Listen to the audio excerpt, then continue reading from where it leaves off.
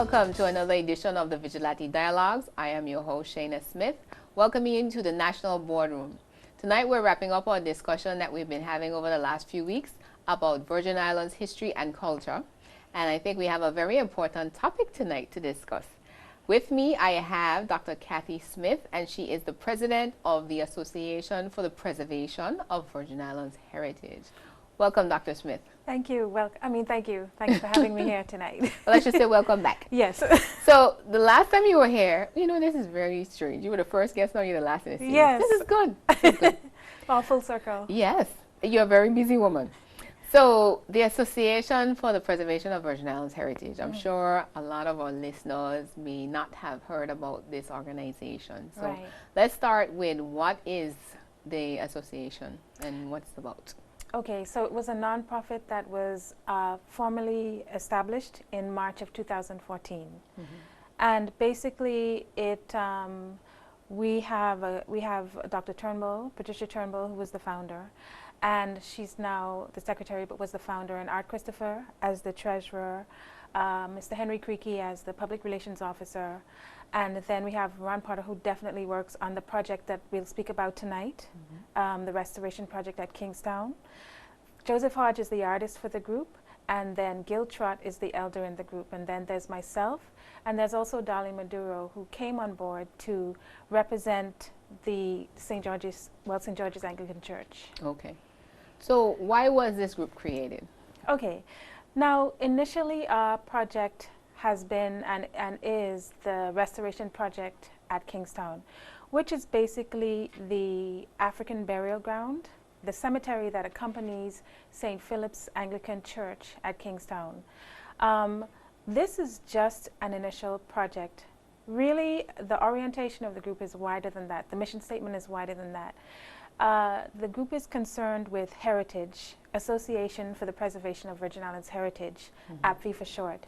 Okay. So basically, we want to look at social heritage, cultural heritage, natural heritage is very important. That's why you see us looking at the plants and flora and fauna on the site, so that anyone who's interested even in the natural heritage in the Virgin Islands would be interested in joining the group. So it's a mission that has to do with heritage in general in the Virgin Islands. Okay, it's very comprehensive in its vision. Right. Okay. Right. Okay, awesome. So when you were here last, we were talking about what is history and what's culture and what's heritage. So remind us, as far as when we're talking about Virgin Islands heritage, what is it that we're speaking to? Well, in this particular instance, we've divided it in terms of our mission statement, in terms of all of the aspects of life that we've inherited, that we have to protect, that we have to preserve, that we have to, you know, become familiar with again, and represent, as Dr. Turnbull says often, represent. And basically, so it's what we've inherited in terms of our culture and many different activities. So it's sort of broad ranging, but we did know that it becomes important to focus on historical sites, and that's why we had a focus, and our initial project was chosen to be the burial ground at Kingstown. Okay. Yeah. Okay. So how would I become a member of this association? Okay, so we really need to, and we want to have a membership drive, which is going to come up pretty soon.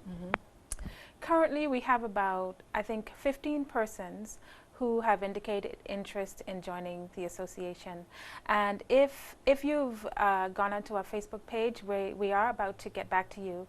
And I'm thinking that either over the holidays or in the new year, sometime early in the new year, we're just going to hold a big general meeting and invite all of those persons, and we just want as many persons as possible that are interested in the heritage aspects of the Virgin Islands, whether it's our historical heritage, the historical sites, aspects of our cultural heritage, our natural heritage, any of these aspects. And so there is an application form that is on the website, on Facebook, sorry, and our Facebook address is simple, www.facebook.com/APVIH.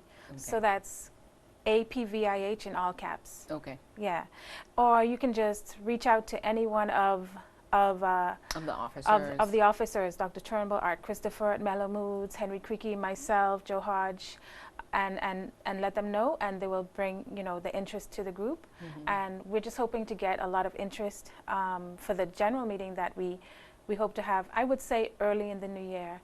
And I just also want to state that it's important, and I really hope also that younger people come out, because we're interested in the heritage, but also interested in looking at the heritage in terms of young people's vision today. How do we represent this today? What do they think of it? How do they carry it forward? And things of that nature. So, you know, there would be different activities that we would want to discuss, dramatic presentations. We just need to have more literature, poetry. We need more work on historical sites. So that's the vision. A lot of work. Right. I'm going to add something else to your list, because since you were here last and through taking the Virgin Islands history course at the college, I'm like, we need a Virgin Islands encyclopedia now, because there's so much information that's, you know, in different areas, different books. And I'm happy that there's so much more documentation that you can even refer to. That has been done probably in the last 10 to 20 years. So, but I think that would be cool. I know we have a Virgin Islands dictionary that is soon to be published, but I think it would be really good if I had, because one of the things that really triggered that idea was when I was trying to figure out what was Toloma. And having a conversation around Sunday lunch, it's like, you know, is it arrowroot? They were like, no, it's something else. You know, that's arrowroot might be referred to as Toloma in other Caribbean countries, but Toloma here in the Virgin Islands is a different root from, you know, the cassava and from the arrowroot. So I was like, you know what, this is so interesting. You know, because you'll be able to pull out the VI encyclopedia and start to look through these things, and you're like, you know, you'll understand what's a ass pipe or ukulele, and then they have the pictures and all of this. So I'm putting that on your list. I'm hoping, and I mean, if and the thing is that we have so many authors now. That would be such an awesome writing project. To really compile and pull all this information together. And put it down for generations to come, because I think that's one of the key things that we have to remember, that it is for the generations to come, that even if they're not able to see what Toloma is, that they have that knowledge. They have that knowledge of their heritage and, you know, where their ancestors came from and what they did. So. Everything. I think that there definitely, and persons have spoken about it, needs to be a chronicling of all aspects of these traditional forms of culture. I mean, yes, we know we're evolving and we're changing, we're growing as we always do, but we just have to respect the ancestors and respect the heritage that laid the foundations of who we are. And so I think it all needs to be chronicled. And I'm really impressed by the number of authors and persons who have written or writing on different aspects of Virgin Islands heritage. I know you saw a lot of them through the course, and the thing is that people don't know about them and about all of this information that we already have. It is a lot of information. And, you know, even something with that where, again, it's something where we want to institutionalize it. Because then it's for our grandchildren to write about us. And what we did that was so different to what they know, you know, may be exposed to, or the type of lifestyle that they would have. But that they continue to, you know, keep passing it down through the generations. I see how you, in the class, you share a lot of information with the students all around you. It's kind of like you have this knowledge that you can see that isn't really there. So and that's the thing where my grandparents passed on to me, my parents passed on to me their memories. So even though I may not have experienced it, you know, it's something though I still hold there as if I did experience it, because it was their experience. And that's how we need to treat our history and our culture, I think, if we really truly want to preserve the heritage of it. Because like you said, you know, this is what we have inherited. This is who we are as a people, and that understanding now helps us to keep moving forward. So it's very key. And I even Googled, because I was like, I know there's a saying, and it was, when I looked it up, Marcus Garvey said that people without knowledge of their culture, their history, and their origin is like a tree without roots. So, you know, we take a hat with it, it's a fall over, but we know that, you know, it's not stable. So it speaks to, basically the knowledge of our history and our culture is what grounds us, eh? Yes. And keeps us rooted, and Right. from that you can grow and build on. Exactly. But So- then you have to have the knowledge of it, like we Yes. just said, Yep. you know? And I think that it has to inform the growth. Mm-hmm. It has to kind of weigh in there. It has to be somewhere in there, whether it's evolved, whether it's, you know, transformed. It has to be somewhere It's in a there. factor. Yeah. It's a the deciding factor. traditional Very, culture and values, etc. very important. Yeah. If you just tuned in, you're tuned in to the Vigilante Dialogues. I'm your host, Shaina Smith, and with me as my guest this evening, I have Dr. Kathy Smith, a senior lecturer at the H.L. Stout Community College here in the BVI. And we're talking tonight about the Association for the Preservation of Virgin Islands Heritage, a very recent organization, but it has a very big mission, I must add. And I do hope persons show interest and do come out when the interest meeting is held. Yes. And we go from there. Yes. So let's talk about your projects, and probably the most popular and visible one that everyone knows right now Right. is the Kingstown restoration. Yes. Give us a little bit of history of even of that site, where it came out of, as far as the history of it. Okay. Initially, Dr. Turnbull got a few of us together in ad hoc meetings. I think we met for a year in an ad hoc fashion, just discussing the history around it, because, you know, she's written a book about the very subject matter, Can These Stones Talk? And we were talking about that, and we just formed into this kind of formal nonprofit in order to start the restoration project. At the beginning, we had to conceptualize sort of the elements, the restoration elements that would be there, knowing that the liberated Africans there, and who were free once they set foot on the soil in the Virgin Islands, because they arrived after the slave trade, knowing that they were not commemorated and not marked in any way on this burial site, and then knowing that the history is so unique and special, not existing in many places in the Caribbean. So, you know, you think about a burial ground, you're going to have to commemorate them. So that means a memorial. You would want an interpretation center, because there was an entire village, historic village of Kingstown. You know, so these just led to the different phases. But first of all, we wanted to enclose the site. But once we said we were going to enclose it, you know, we're not going to go with a chain fence or anything like that, because of the special nature of this history and this aspect of our heritage. Then we had to go ahead and sort of select the materials as closely as possible to the historical materials, to be authentic in terms of the use of materials in the church, such as the type of rock, such as the coral, which we had to get all kinds of permission, and that had washed up, not lit, and etc. The brick, you know. So that began phase one, and that went, you know, very nicely. We actually raised money for that. We're still raising money for that. Phase two happens. It so happens that government now became interested in the project, because the cruise ship passengers, etc., and the Disney lines and all of this. So of course there are some recommendations, such as parking. So after that, we had to identify where the graves were. We brought in technology. I know archaeologists had already kind of indicated, but we just needed to be sure. So we were able to do that.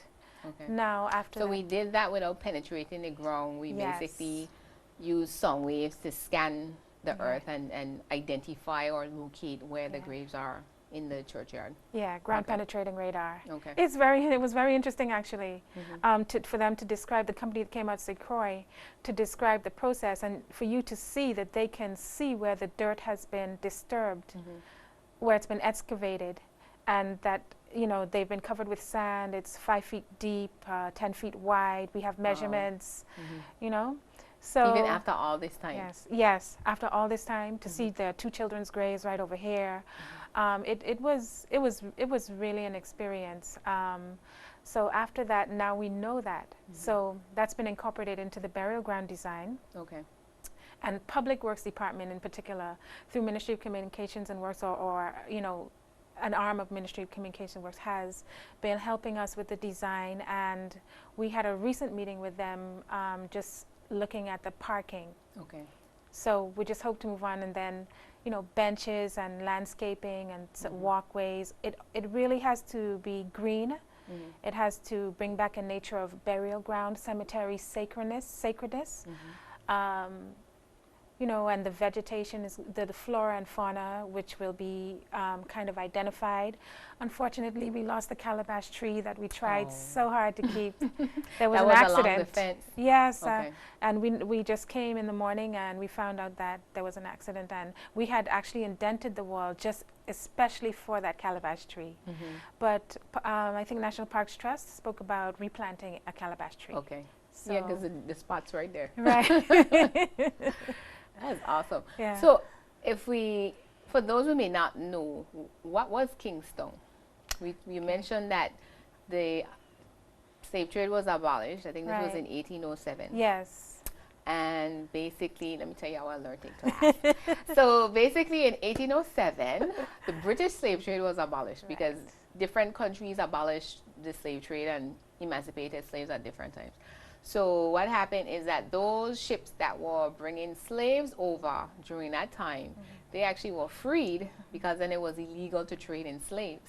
So when they came, there was a quandary now as to what to do with these Africans that have, you know, recently arrived, because they couldn't be enslaved, but then they weren't able to send them back either. So basically a community was created in Kingston, and that's why it's called Kingston. And that's the significance of it. So you had a free African community in Tortola during slavery. Yes. When they first came, exactly right, and they became apprentices, and there was a quandary, like you said. There was conflict with their arrival, competition over resources, because they weren't supposed to be working in fields, so they did skilled labor. So that competes with free blacks and the whites that were here. And then on the other hand, why they free in terms of the enslaved population? They've just come here. So a whole situation developed. And like you just stated, the decision was made to settle them into the village of Kingstown. And so they had their own church, which is the St. Philip's Anglican Church. Yes. So that's the significance of the church. Basically marks the site of where that community would have been. And I think you showed us a picture where they showed the huts that were along the hillside. The homes. And everything. Along the hillside, along the beach, where Cedar School now is. Just an entire village. The school and church, as we know. I mean, initially they were baptized Methodist. But then the Anglican Church became involved, and that church was built and established in 1840. And that is the structure that we have here. So it is that old, from 1840. Wow. Wow. So it's over, growing up on 200. Yes. Wow. That's amazing. And the roof was not blown off, as some may believe. It was actually taken and placed on the St. George's Anglican Church when they needed to repair their roof, but it was never replaced. So and a lot of people ask about that. I mean, a lot of people weigh in on that. A lot of people feel that a roof should go back on. Then some people would feel that, well, what kind of roof was it? It has to be exactly as it was. Should we really add to the structure? But even Father Branch himself, I think, wanted the roof to go back onto the church. To cover it over.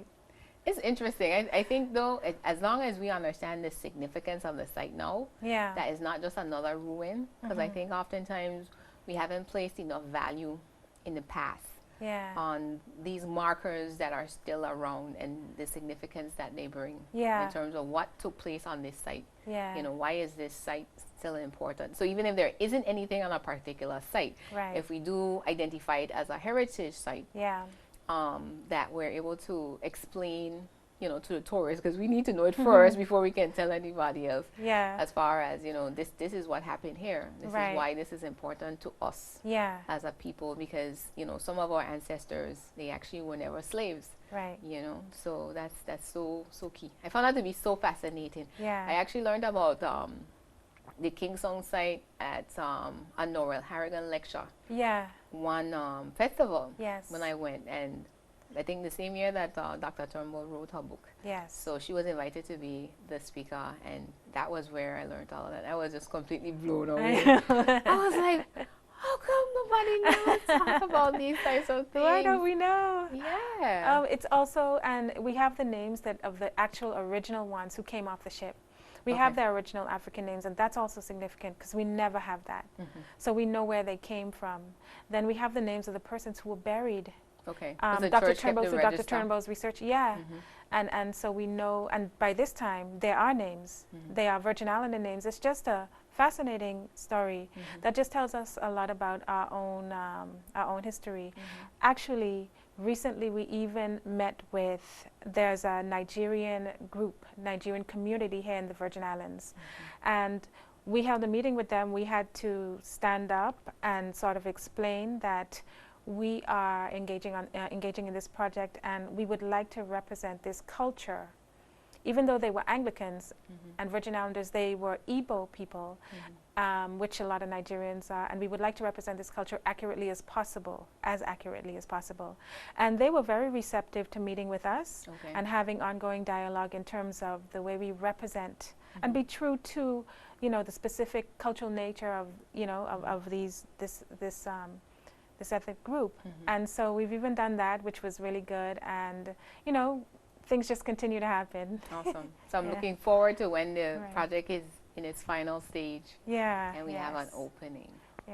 So what are some of the other projects that you guys are working on or in the planning stages of? Well, this project has taken a lot of concentration. It kind of takes a lot to sort of pull it all together.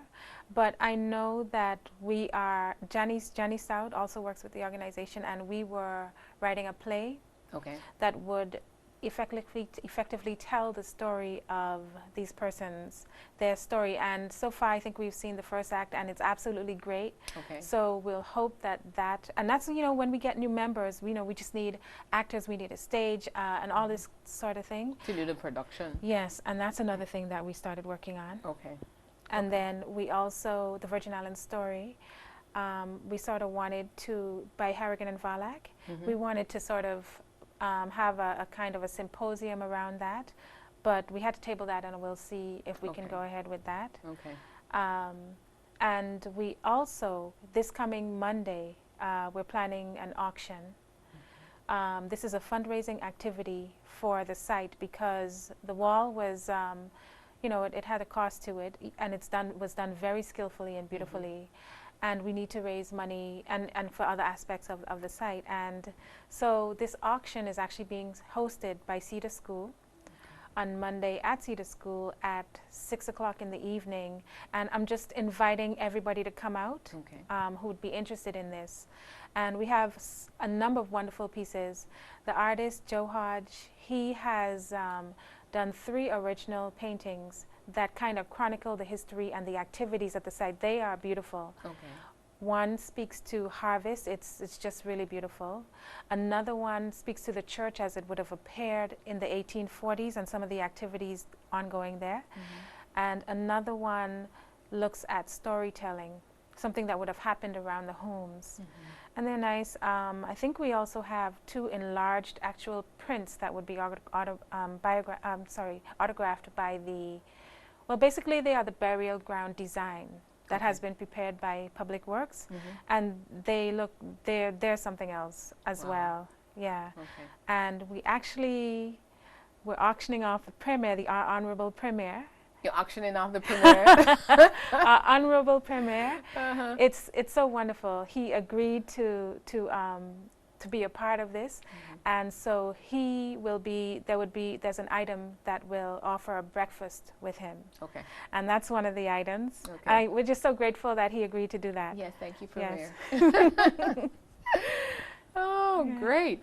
Well, there's so much there to talk about in terms of, you know, just the whole site. I'm really excited about this project because, again, after I started to learn more about it and what's happening, that it is something that is now, you know, a priority that we're looking at. So it's very key that we preserve, as you're saying, you know, preserve our heritage and making sure that it's intact for generations to come. So we're going to take a break now. Good evening and welcome back to the Vigilante Dialogues. I'm your host, Shaina Smith. And with me this evening, I have Dr. Kathy Smith from the HLSCC or community college here. She's a senior lecturer in the Virgin Islands Studies department. And apart from teaching me Virgin Islands history this semester, she's a part of the Association for the Preservation of Virgin Islands Heritage. So she's been sharing with us this first half hour about this new organization that has a very big mandate and a very important one. So again, we're encouraging persons, if you want to know more information about it, we're going to give the names and contact numbers. And it's also on Facebook. Yeah. We have a Facebook page as far as it goes. So we talked about the major project you guys are undertaking right now as far as the restoration at the Kingston site and marking the importance of that area. Yeah.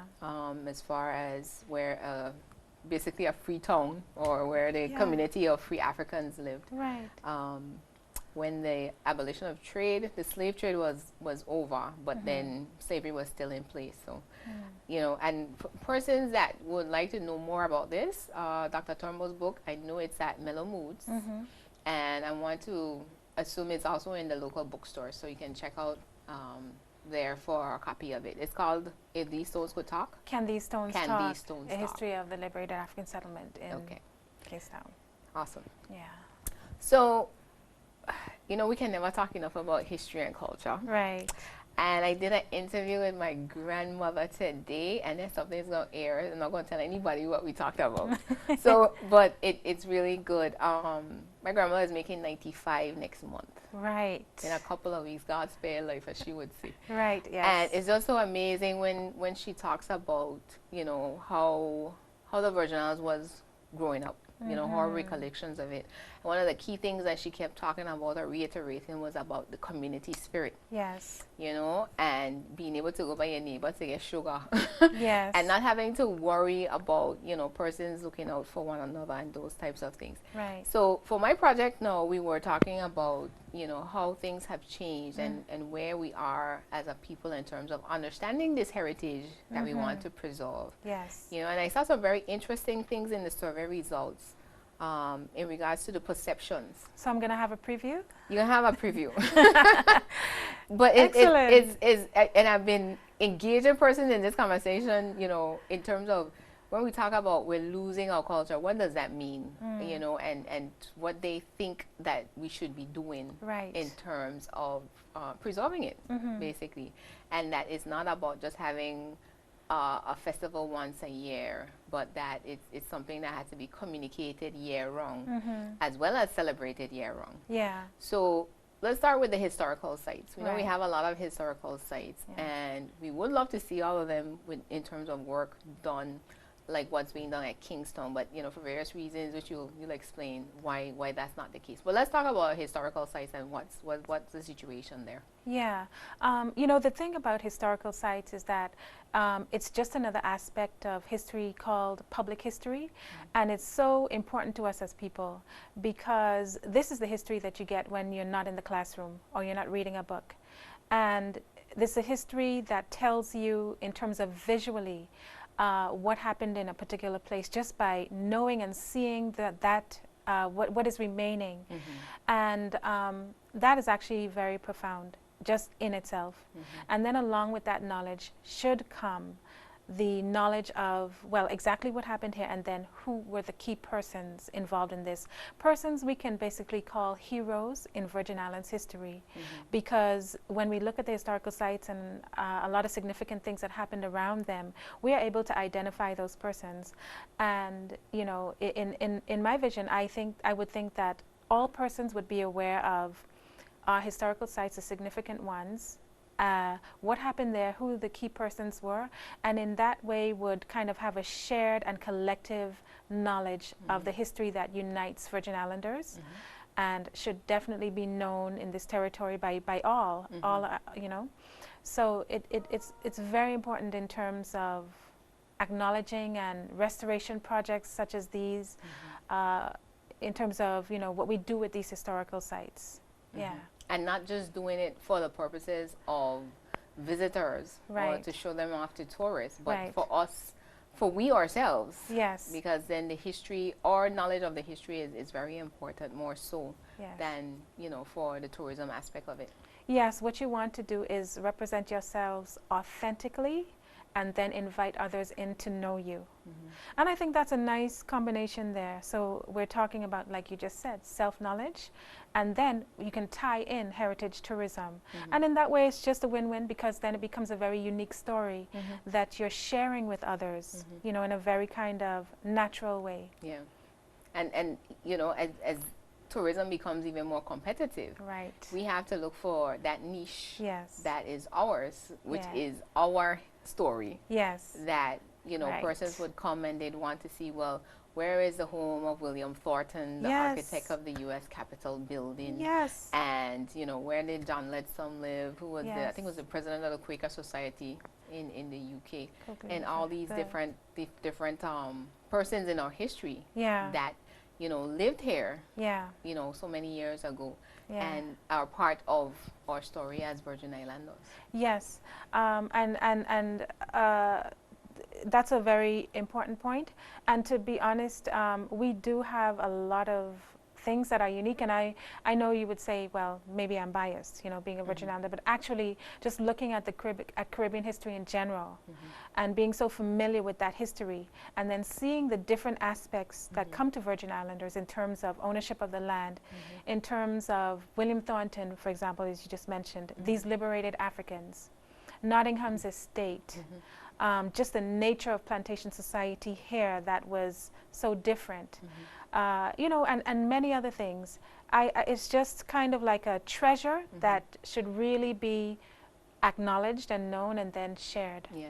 And that was one of the things for me too that really was, I think, brought a lot of insight, because again, sometimes we think of slavery as, you know, have a generic view of it. Right. But when we started to get into the specifics of the Virgin Islands story, Right. you know, and the fact that slaves used to go to market because they were able to plant in their ground and sell, and whatever they earned, they basically were able to keep. Right. And they had their own animals. And I remember, I think it was Dr. Angel Smith was the one that told us that the fact that we became, I guess, self-sufficient was encouraged was because when America and Britain were at war, they discouraged trade. Britain discouraged trade with its colonies with America, which was also a colony, but was basically breaking away. So the ships weren't coming in, you know, like they did before with supplies and food. So we were encouraged to actually plant so that we could eat. Right. So, you know, and I find that was so interesting, because that now continued on even after emancipation, that we were able to survive. Yes. You know, because we had very little means, but, you know, everything that you needed, you had somewhere in your environment, whether it was in the sea or raising livestock or raising chicken, you got milk from the cows. Yeah. You know, so it's so amazing in terms of that story. Yes. Being our unique story. Yeah. So it's not that, you know, what happened in the other islands or even in America, from a slavery standpoint, you know, we do have a unique story here. Yeah, and while it's true that the market, that was something common throughout other islands, the uncommon thing is the fact that after emancipation, Virgin Islands here were able to actually buy the land and come to almost, you know, majority ownership of the land, and that in itself is just such a unique factor.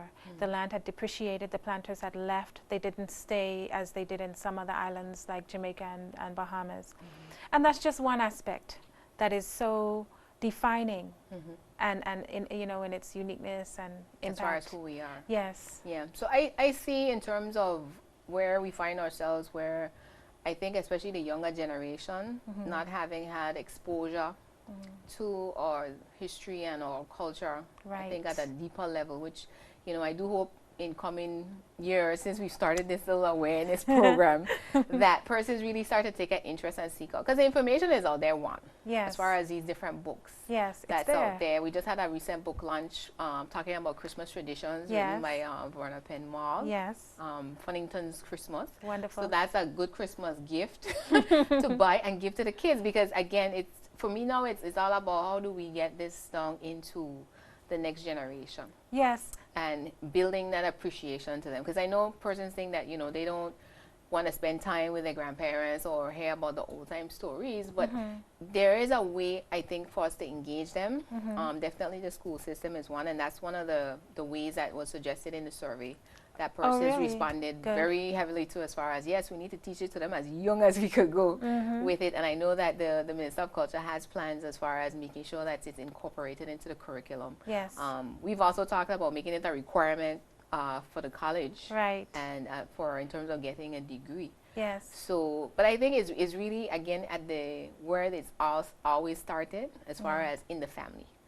Because you have family traditions, and the family traditions are basically built on the social traditions. Right. And it grows from there. So if Right. families, even if you maintain one tradition that is of Virgin Islands culture, you know, that you make that your own and pass that on to the next generation, you encourage it, Yes. you know, then it's something that will continue, and it will Yeah. strengthen regardless of, you know, the multicultural nature of the society, because that was Right. also a concern. What's your thoughts about that? Because I find that, yes, you do have a lot of diversity, but whilst you have that, we're still the decision makers Right. as far as what is to be the social norms or the social practices Right.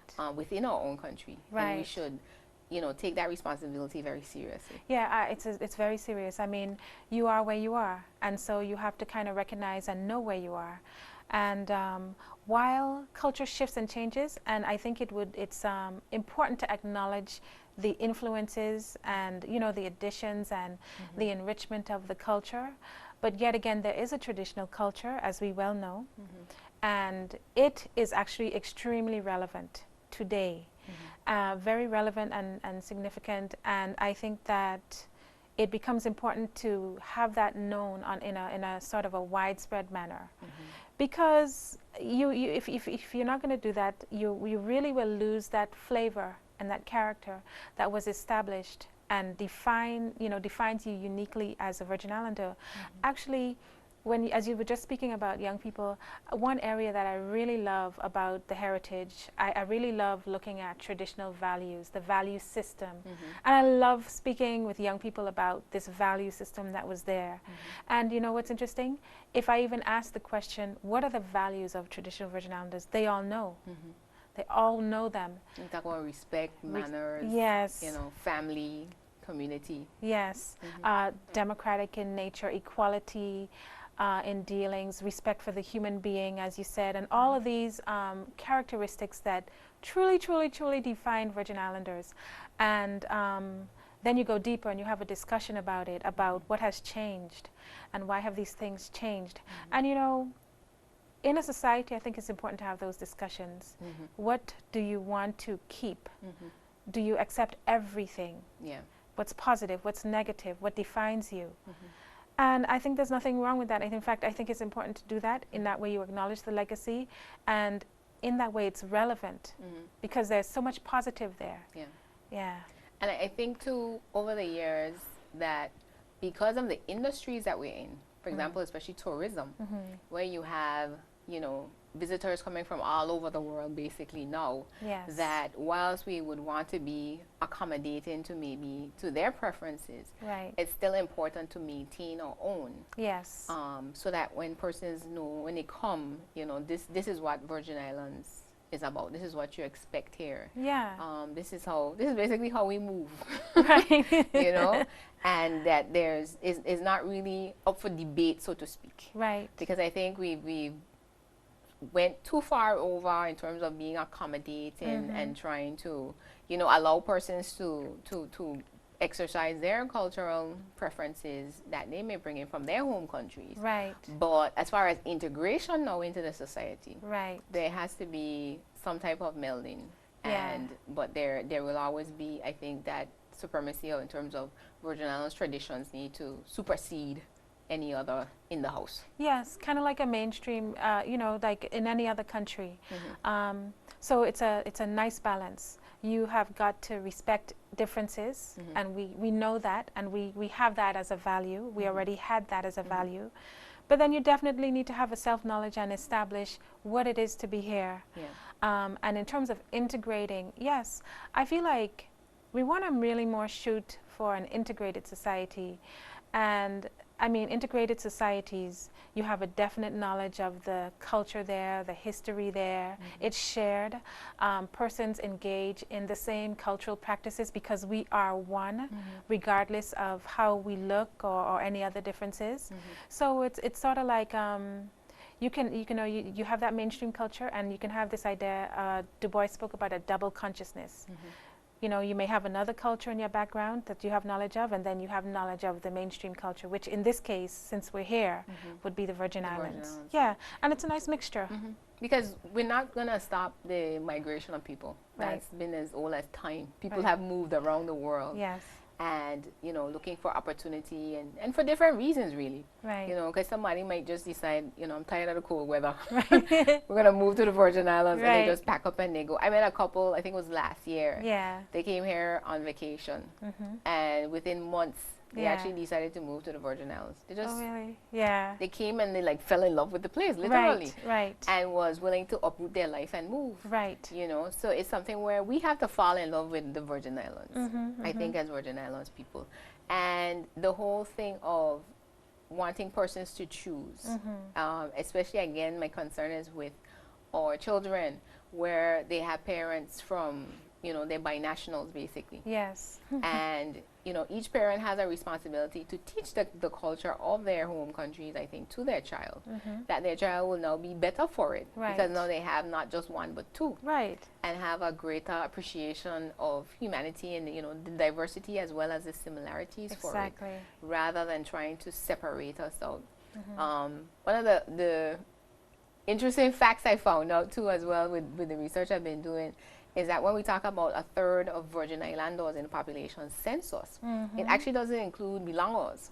Oh, really? It's only Virgin Islanders by birth. So Right. it actually, that statement needs to be qualified. Okay. So there are actually more of us from that standpoint. Because I From think that it's standpoint. really something that is a sensitive issue. Yes. That, you know, we talk about being outnumbered, but we haven't counted everybody in. Right. And I'm actually trying to get that statistic pulled together to see exactly where we are. Because I think my theory is that we're probably more closer to maybe 50%. Because again, you have a lot of binational.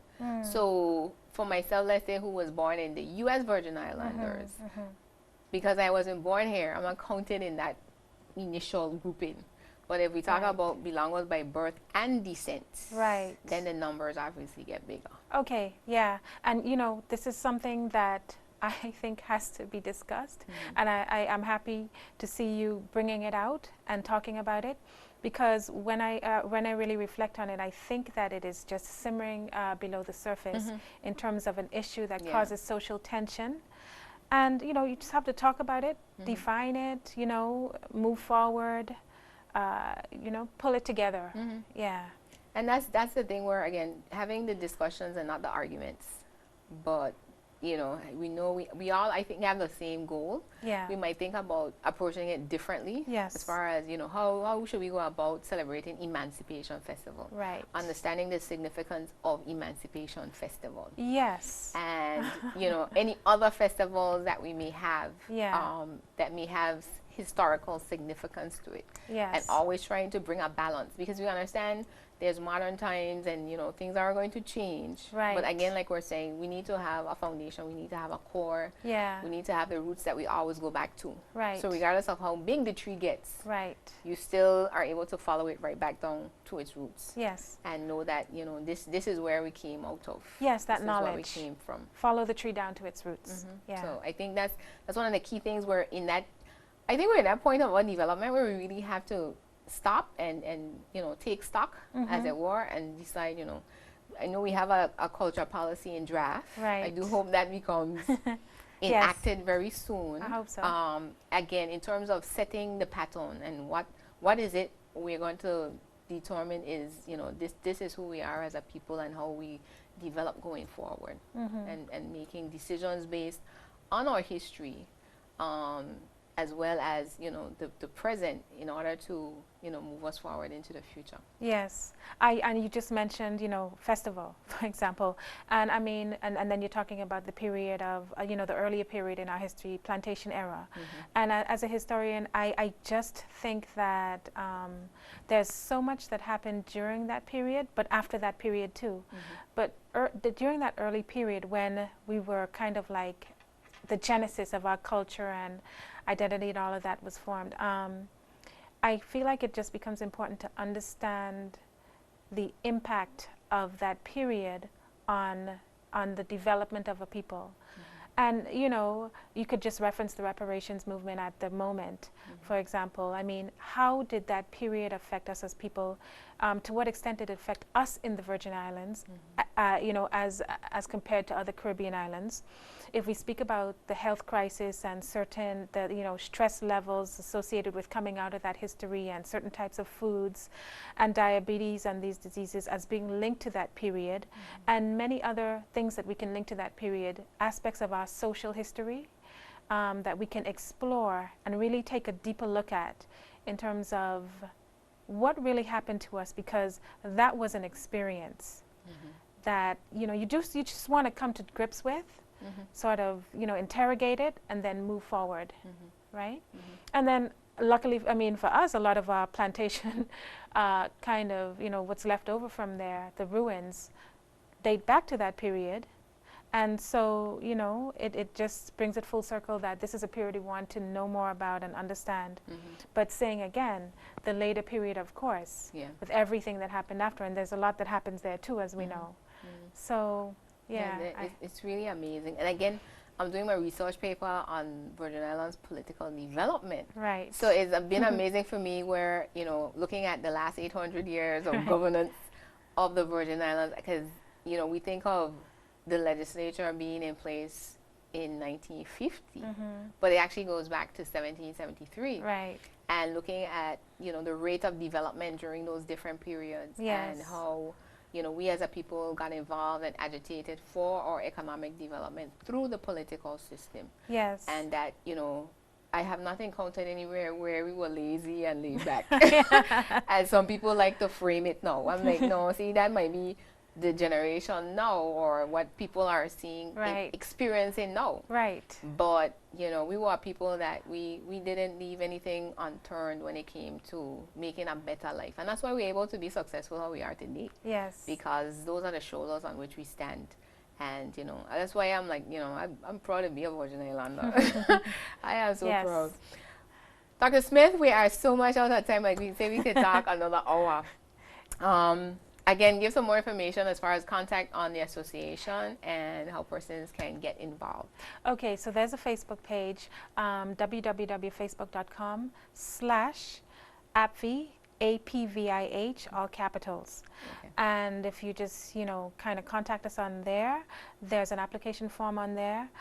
You can call anybody who's currently in the association, such as myself, or contact anybody, Dr. Turnbull, Art Christopher at Mellow Moods, Joe Hodge at his studio, Henry Creaky, Ron Potter, and they'll definitely pass the information along, and we're just going to sort of try to hold a general meeting, a big general meeting. I'm thinking early in the year. Okay. Yeah. Awesome. Thank you. Right. So thanks for being my guest, and I'm sure we're going to continue talking about culture and history well into the future. Definitely. Thanks for having me. Thank you. You've been tuned in to the Vigilante Dialogues. I'm your host, Shaina Smith. Let's continue the change in conversation for a better Virgin Islands.